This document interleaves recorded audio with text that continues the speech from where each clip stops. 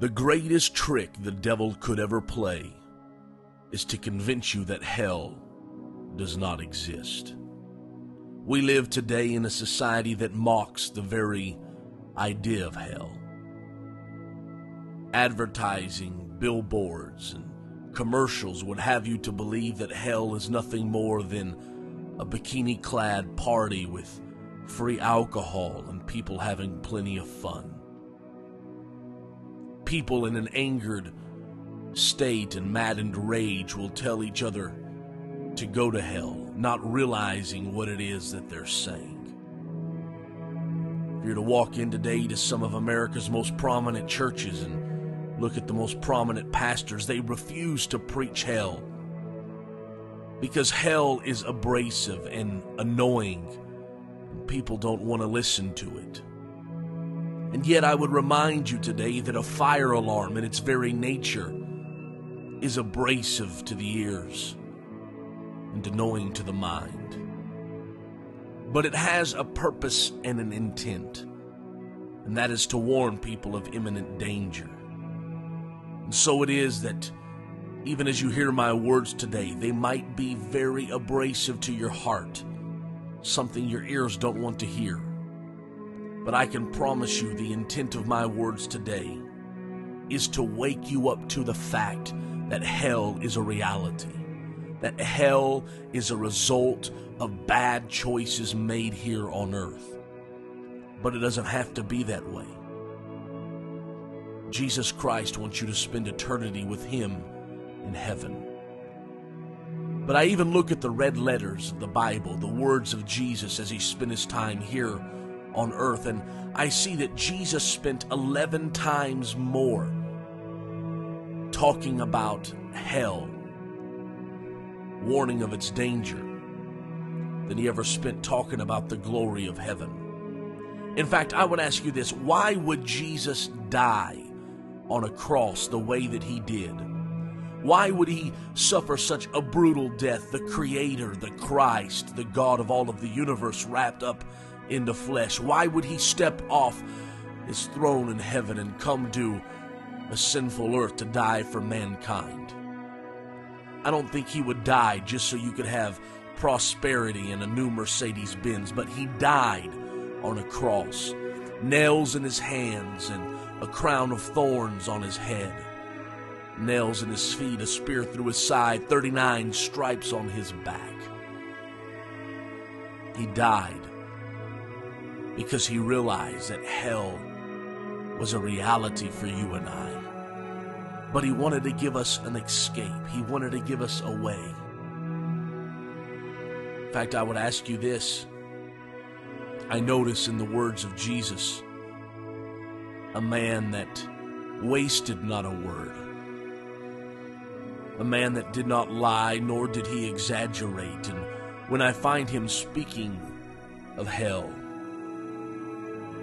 He tells those that were following Him, He said, "It is better for you to pluck out your eye if your eye leads you to sin than to go to hell." He said it's actually better for you to cut off your hand if your hand leads you to sin than to go to hell. He said it's better if your foot takes you to places that you shouldn't be. It's actually better for you to cut off your foot than to go to hell. Because when Jesus describes hell, He describes a place of eternal torment, a lake of fire. He said it's better for you to cut off something. I remember a story of an Oregon mountain climber. He was climbing through the foothills and only packed a lunch and dinner for a one-day climb. But amidst his climbing, his hand had gripped a boulder that was loose, and it shifted and trapped his arm against the mountainside.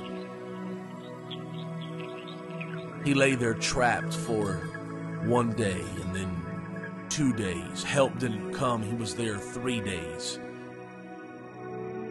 Going on his 4th day, he made a decision.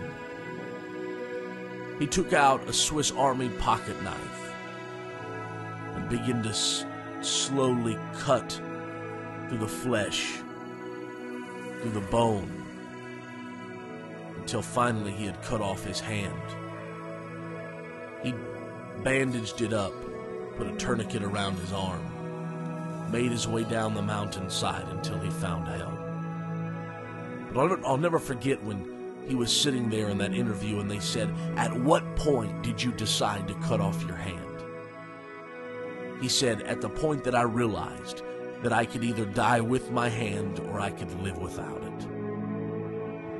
And so maybe some of you today are caught up in something that would lead you to hell, maybe an illicit relationship or some kind of drug addiction to alcohol, maybe some other sin that's in your life. As hard as it may be, I would implore and beg of you today to cut that off.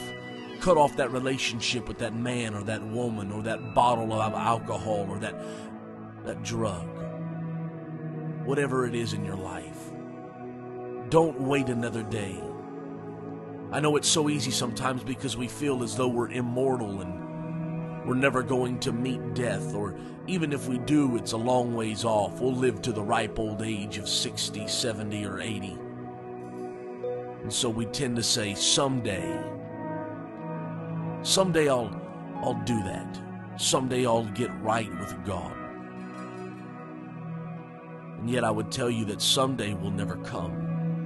Tomorrow will always be one step ahead of you.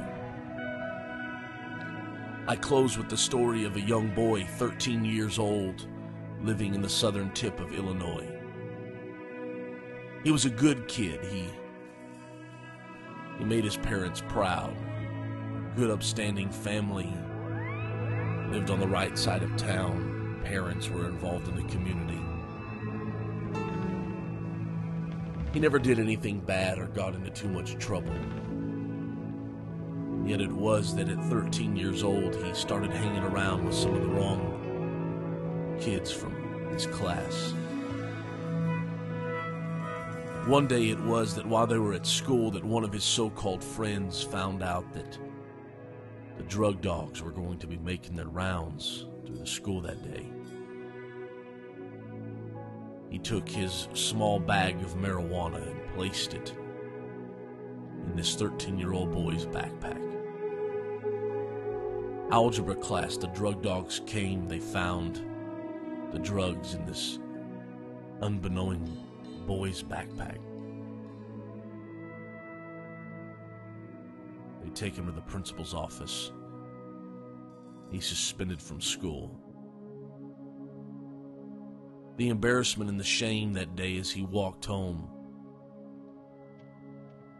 not knowing how to tell his parents, the guilt, the shame. He got there a little bit early that day, before the babysitter had time to get there. He walked in his house, and I'm sure the pressure of the result of the day's activities were weighing heavily on him. As he walked in and walked to his basement, found a piece of rope and fashioned it into a noose. He tied it around one of the rafters, got a chair and stood on it, put that noose around his neck. I could only imagine as it was that the babysitter walks in to find the door unlocked, begins to call his name. She's looking for him. He realizes he only has a few more moments to make the decision that's going to forever affect his eternity. And in one moment's time, one blink of an eye, he kicks that chair out from underneath him. She heard his cries, his muffled screams as she ran through the house, trying to find where it was these screams were coming from. Upstairs, downstairs, through the bathroom.